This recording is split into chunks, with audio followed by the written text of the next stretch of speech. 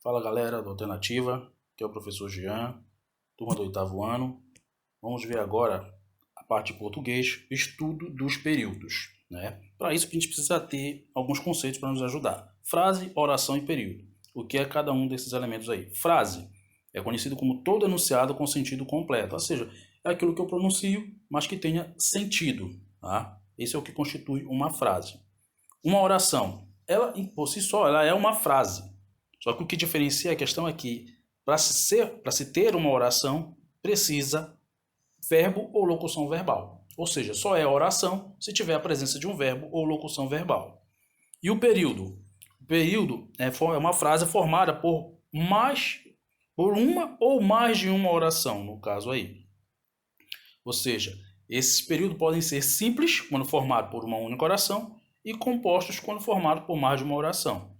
Tá ok, galera? Então, justamente isso. Período simples, formado por uma única oração, só a presença de um verbo ou de uma locução verbal. E o período composto é a frase formada por mais de uma oração. Ou seja, basta você verificar a quantidade de verbos ou de locuções verbais, e aí você vai poder conseguir identificar esses períodos no caso aí. Só lembrando, para ser oração, precisa da presença do verbo ou locução verbal. Ok, galera?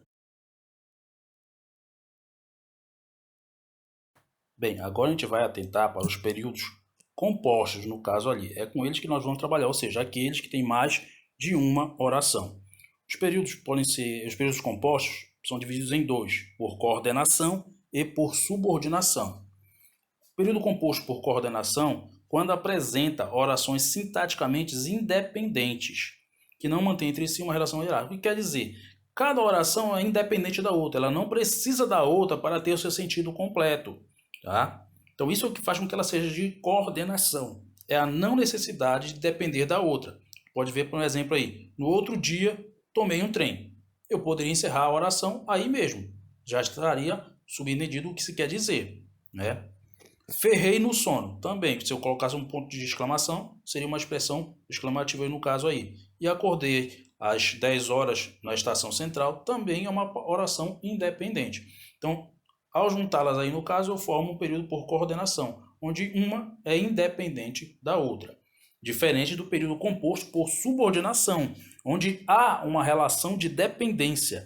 Uma oração depende da outra para ter uma relação sintática entre elas aí no caso. Como no exemplo, Belém, que ocupa a posição de capital do estado, enfrenta alagamentos durante o período chuvoso. Se eu pegasse a segunda oração, que está de azul aí, enfrenta alagamentos durante o período chuvoso, ela não teria sentido completo, ficaria faltando algum elemento para completar essa ideia. Quem seria? Justamente Belém, no caso aí, teria que completar. Ou seja, eu necessitaria da oração anterior para poder completar o sentido da outra. É isso que faz com que ela seja por subordinação. Tá? Só repetindo, coordenação são orações independentes, tá? E por subordinação são orações que são dependentes uma das outras. Nós vamos focar agora no período composto por coordenação. Somente nela a gente vai se focar. Tá? Ela está dividida em sindéticas e assindéticas. Tá? No caso aí, o que faz com que uma oração seja, o que faz com que um período seja composto por coordenação sindética, no caso aí? Quando apresenta síndeto. Esse síndeto nada mais é do que conjunção, ou seja, é quando as orações são unidas através de conjunções. Tá? Elas se ligam através de conjunções. No caso das assindéticas, já são aquelas que não apresentam conjunção, ou seja, são ligadas necessariamente por vírgulas e não tem conjunção para fazer essa relação entre elas. Tá? Então, sindética necessita de conjunção e a assindética não necessita de conjunção. Então, quais são as classificações dessas coordenadas sindéticas? Elas que são, são as sindéticas que têm as suas subdivisões aí no caso. A primeira delas é a sindética aditiva. Tá? Ocorre quando as orações estão dispostas de modo a somar as ações, fatos ou acontecimentos. Ou seja, é quando uma ação se soma à outra. A ação de um se fica somada com a do outro ali no caso. É uma adição de ações. Como no exemplo, o artilheiro prometeu e marcou o gol da vitória. Veja que eu tenho o artilheiro prometeu, veja que eu tenho o verbo, prometeu, faz com que seja uma oração, e o outro, marcou o gol da vitória. Marcou, no caso ali, outro verbo, outra oração. Vê que quem faz o papel de unir essas ideias aí, essas ações, faz essa adição, é a conjunção e.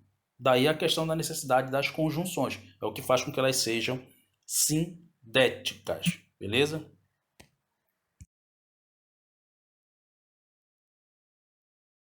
Agora vejamos as sindéticas adversativa e alternativa.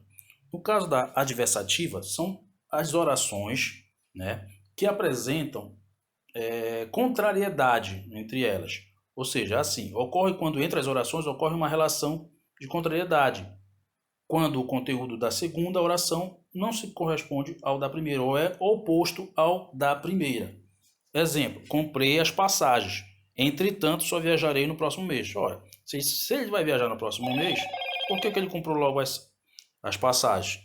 Essa observação, no caso, aí vê que uma é o oposto da outra. Se comprou as passagens, a ideia lógica seria de imediatamente viajar. Só que, entretanto, só viajará no próximo mês. Então, nesse caso aí, você verifica que quem faz o papel de unir essas orações é a conjunção entretanto. Poderia também ser a conjunção mais, sem ir no caso aí. No caso das alternativas, sindéticas alternativas, ocorre quando entre as orações ocorre uma relação de alternância, ou seja, um momento se faz uma coisa, em outro momento se faz outra. É essa a ideia de alternância que faz com que seja sindética alternativa. Fale agora ou cale-se para sempre. Ou seja, ou eu falo alguma coisa logo agora, ou então é melhor me calar em seguida. Então você vê aí essa relação de alternância entre as orações. Agora veremos outras duas orações no caso aí. São elas as sindéticas conclusivas e explicativas. No caso das sindéticas conclusivas, ocorre quando a oração coordenada apresenta uma conclusão ou consequência lógica em relação à oração principal. Tá? Olha lá, seu amigo está triste, deve, portanto, confortá-lo. Ou seja, você tem uma relação lógica aí. Se o cara está triste, cabe qual é a lógica aí no caso? Cabe confortar essa pessoa, ajudar essa pessoa. Então, no caso aí, tu tem uma ideia de conclusão, seguindo a lógica, ok? A explicativa ocorre quando uma oração coordenada fornece explicação ou justificativa para aquilo que é afirmado na oração principal. Ou seja, amemos. Por que devemos amar? Então, aí vem a justificativa, porque o amor é um santo remédio. Então, você verifica aí que vem mais com uma justificativa da oração anterior. Então, essas orações coordenadas é onde vocês vão mais se intensificar nas atividades do livro. Vamos procurar fazê-las direitinho. Qualquer dúvida, eu estou à disposição no WhatsApp para vocês, beleza?